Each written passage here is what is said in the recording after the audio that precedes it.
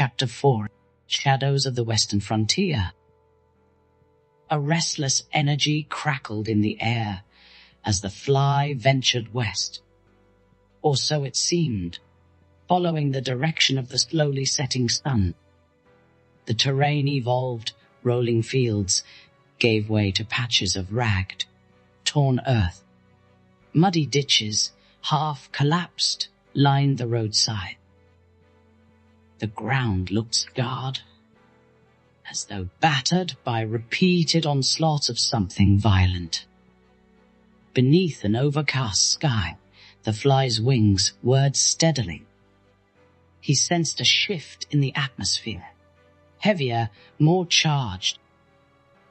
He skirted around a deserted trench, cut into the earth. Rusted wire and twisted metal jutted from the edges, remnants of some older conflict. The fly tilted his head, scanning the darkness below, but he couldn't fathom the significance of these abandoned defenses. Suddenly, a staccato burst of sound rolled across the landscape.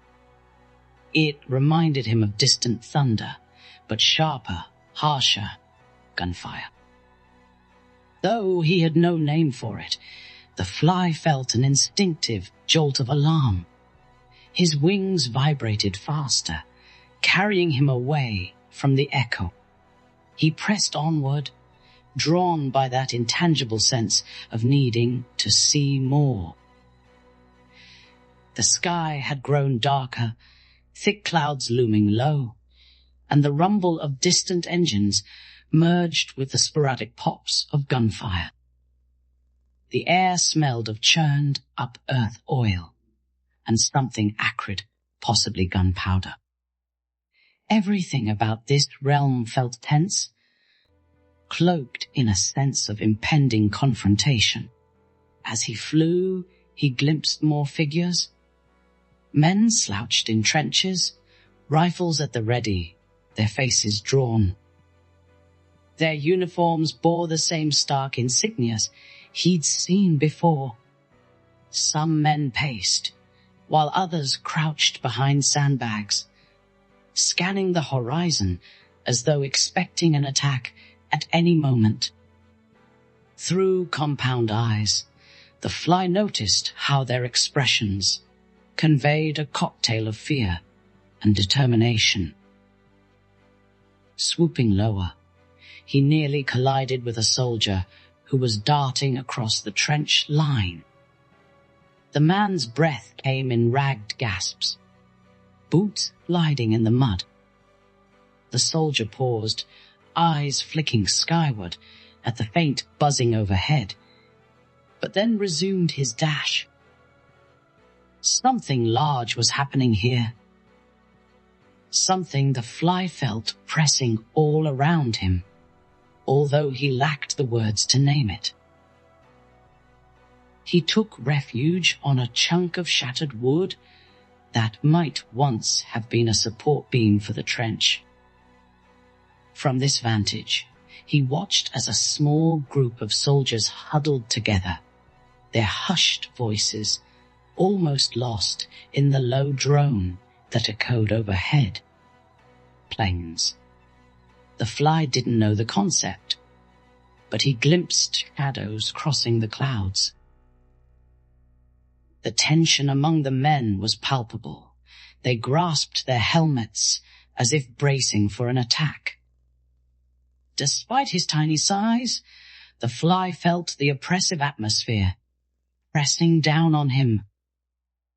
Why did these beings choose to dwell in shadows and fight in the mud? He recalled the fleeting peace of the meadow, the gentle sway of wild flowers. That world felt far away now. Yet here he was, caught in a place where the largest creatures seemed haunted by their own existential threat. A soldier's voice rose in alarm, pointing to the sky. The fly followed the gesture, but saw only an ashen expanse. Then A faint whine crescendoed into a roar as an aircraft skimmed the cloud cover, dropping something that whistled ominously. The soldiers shouted and dove for cover. The fly's compound eyes caught the flash too late. An explosion thundered, sending a shock wave that rippled across the trench. Fragments of earth, metal, and wood pelted the area. The fly was hurled from his perch, spinning wildly through the air. For a moment, everything was chaos. Sound dusked the metallic tang of devastation. He fought to regain control of his wings, disoriented by the blast. When the dust finally settled, a crater marred the ground a short distance away. The men clambered out of the trenches, some coughing, others shouting directions. One man lay still, unmoving, while medics scrambled to help. The fly observed the scene from a battered helmet lying on its side. He felt a hollow pang inside him. Though he didn't understand the conflict, he sensed a profound sadness at the wastefulness of it all. He thought back to the elders' words. Even they cannot escape the passage of time. It occurred to the fly that these men, who had days, years, even decades of life, spent so much of it locked in violence. What meaning did they seek in this danger and destruction? He had only hours left, but he found himself longing for the solace of the meadow or the sweet taste of fruit on a wagon.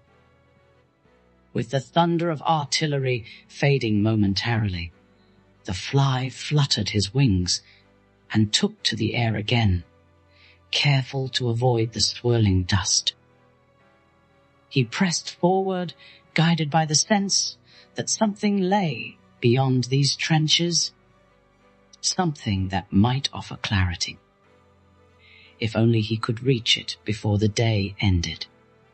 Darkness edged the sky, though it was still early in the afternoon. Thick clouds threatened rain, or perhaps just symbolized the gloom of this western frontier. The fly navigated above the trenches, marveling at how small the soldiers looked from his height. Or perhaps they weren't small. Perhaps it was just that his perspective had shifted. The entire world felt dwarfed by the tension of impending conflict. Yet even amid the devastation, life persevered. Small patches of wildflowers clung to the edges of the crater. A broken bird's nest lay scattered near a collapsed section of trench, a single egg unbroken. The fly latched onto these signs of resilience. If nature could persist here, maybe he could find meaning in the chaos. He soared over a barbed wire line, the sharp metal glinting under the uneasy sky.